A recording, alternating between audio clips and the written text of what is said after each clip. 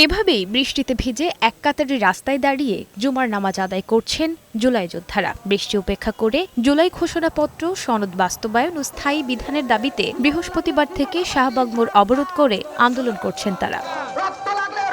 আন্দোলনকারীরা বলেন, জুলাই সনদ দাবি নয়, এটি তাদের অধিকার। বাস্তবায়ন না হওয়া পর্যন্ত রাজপথে থাকবেন তারা। আগামীতে কঠোর কর্মসূচির হুঁশিয়ারিও দেন আন্দোলনকারীরা। জুলাই সনদ এবং জুলাই স্বীকৃতি, এই দুইটা দাবি নিয়ে আমাদের কালকে থেকে আজকে 2 দিন যাবৎ আমাদের কর্মসূচি চলতেছে। যে পর্যন্ত আমাদের এই ঘোষণাপত্র না দিবে ততক্ষণ পর্যন্ত আমাদের কর্মসূচি চলবে।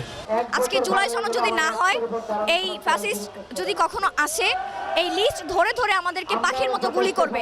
আজকে যারা উপদেষ্টা হয়েছে তারা আমাদের রক্তের উপর পাড়িয়ে এই উপদেষ্টা হয়েছে। তারা কেন আমাদের এই জুলাই সনদ জুলাই ঘোষণাপত্র দিতে? যতক্ষণ পর্যন্ত জুলাই ঘোষণাপত্র জুলাই সনদ না দিবে ততক্ষণ পর্যন্ত আমাদের এই কর্মসূচি চলবে। এদিকে তাদের আন্দোলনের কারণে শাহবাগ ও আশেপাশের এলাকায় যান চলাচল বন্ধ হয়ে যায়। ফলে ছুটির দিনে জরুরি প্রয়োজনে ঘর থেকে বের হওয়া মানুষজন পড়ে চরম ভোগান্তিতে।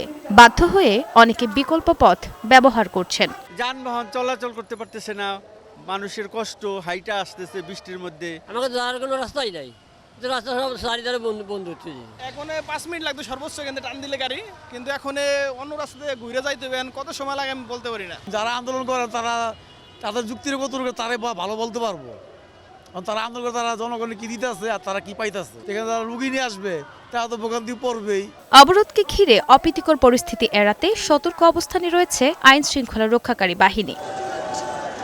নুসরাত শারমিন, বৈশাখী সংবাদ, ঢাকা।